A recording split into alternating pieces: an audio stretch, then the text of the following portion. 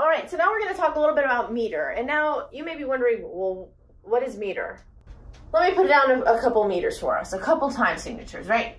So we've got what? 2, 2, we've got 2, 4, we've got, 2, 2, or cut time, as we talked about already. 2, 4, 3, 4, 4, 4. Great. So we're looking at these, right? Break it down what that means, right? So the 2 on the top, the number on the top tells you how many beats are to measure, right? 2, so that means we have 2 beats per measure. Right? Bottom number tells you what note gets 1 beat. You know, that gets a half note. 1 beat. Great. In 2, 4, you get 2 beats per measure. The 4 tells you that the quarter note gets 1 beat. So quarter note equals 1 beat.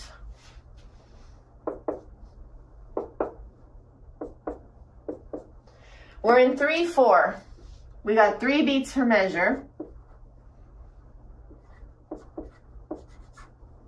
And the quarter note gets 1 beat because there's a 4 on the bottom. And lastly, 4, 4, or common time. We got 4 beats per measure. And the quarter note gets 1 beat. Great. All of these time signatures are what is considered simple meter. Simple meter. Now, why is that? Well, that's because the beat is divided into even numbers. 2, 4, something like that, right? Now, yes, you do see a 3 up here, but that's just how many beats there are, right? So simple meter is anything that is counted in divisions of 2, right? So for 4, 4, right, we've got 1 and 2 and 3 and 4. And for 3, 4, 1 and 2 and 3 and 2, 4, 1 and 2 and the same thing for 2, 2, 1 and 2 and. So that's basically what simple meter is. And for the most part, you're going to see, 4, 4 and 3, 4 most of the time. Now, we have this other thing called compound meter. Now in compound meter, things get a little bit different. So let me put down a couple for you. 3, 8, 6, 8, 9, 8, 12, 8. Now these look a little scary, but don't be alarmed. That's all right. Now for compound meter, it's a little bit different. Simple meter, right? Simple. Beat equals a quarter note. No. In simple meter, the beat is anything divisible by 2, right? So a quarter note, or a half note, or even a whole note. So in compound meter, the beat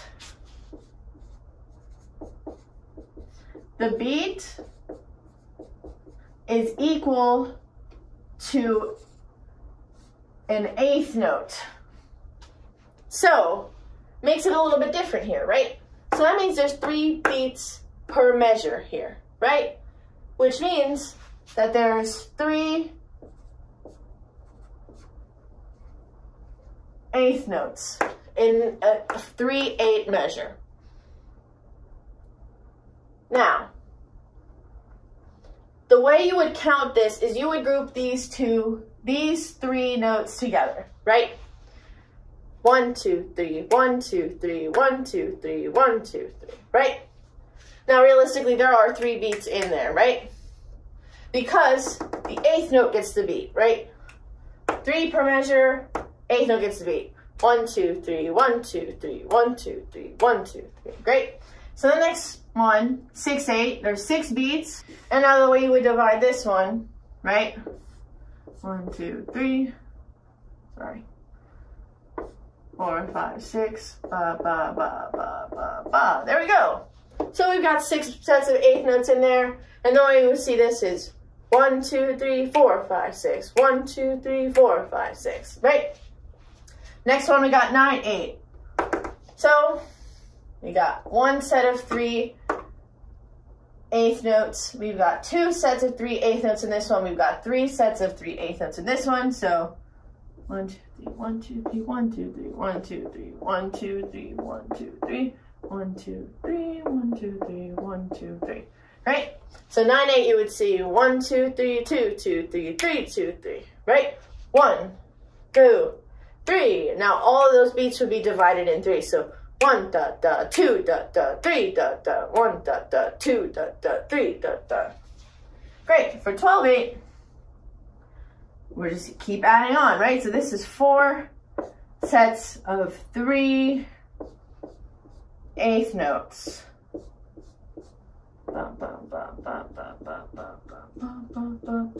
Great. So the way we would see this, 1, 2, 3, 2, 2, 3, 3, 2, 3, 4, 2, 3, 1, da, da, 2, da, da, 3, da, da, 4, da, da, 1, 2, 3, 4. Yeah.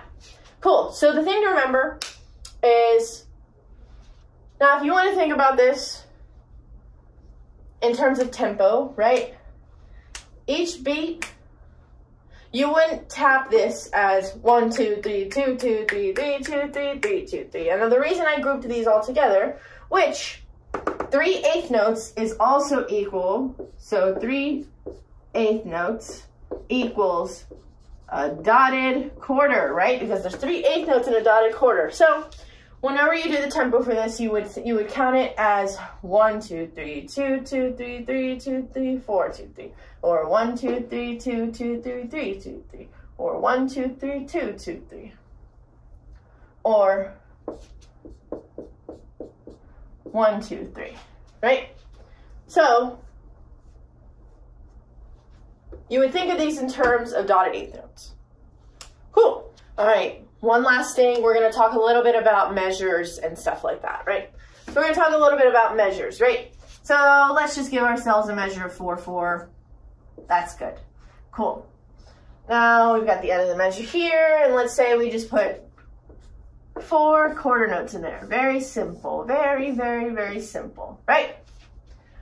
Now, if you can tell by the end of this, we've covered this in the very beginning video, that when there's only one line, that's just a bar line, right? Which means that there's more music to go. So let's add another measure, right? And let's say we do 1 quarter note, 2 eighth notes, 1 quarter note, 2 eighth notes, right? Bam. Making music over here. Isn't that crazy? Cool. So now if I say as a composer, well, I'm done writing. I don't want any more of this, right? All you gotta do, put a second bar line, and that tells the musician and the person reading it that that is where the end of the measure is. Now, here is something a little bit different, right? Let's say we have this measure separate from this. Let's erase all this. And it's, let's say it's 2, 4, just to mix it up a little bit, right? And we've got 2 quarter notes in here, right? Because that's all that can fit in this measure. And I say, let's add another measure, right? Let's say we do 2 sets of eighth notes in here, right? Great. Now, if you ever come across something that looks like this, right?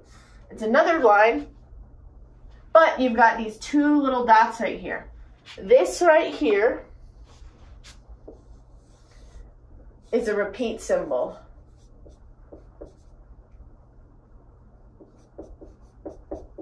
Which means that if you were to go through and play these 2 measures, let's clap it. We're gonna clap it, right? So we got 1, 2, ready, and 1, 2, 1, and 2, and 1, 2, 1, and 2. And now you see what I did?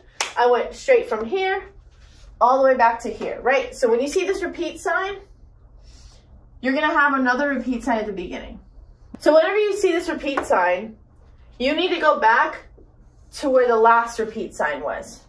But they have to be facing each other. If this is facing the other way, it applies to some other music. But if these two are facing each other, it means this is the section you're going to repeat. So we're gonna clap this again, and it's immediate. There's no break in time or anything, right? So we got 1, 2, and ready, and 1, 2, 3, and 4, and 1, 2, 3, and 4, and, right? And you only repeat it one time unless specified by the composer. A couple more things, just in terms of rhythmic elements. Let's say we're looking at a measure, and it's not the end of the piece, but I want to hold this one note for a really long time. So let's say we got 2 quarter notes and a half note. Great. Now it's not the end of the piece, but you come to something that looks a little bit like this. It's a little bit of a dome with a dot in the middle. This is called a fermata.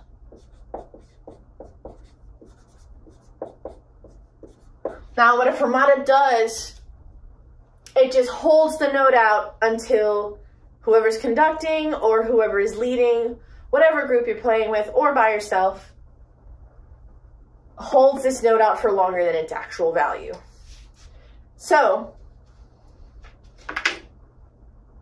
if we had the tempo here, right, we're in a 4/4 measure, and I were to play this, I were to sing this, right, I would have da, da, da,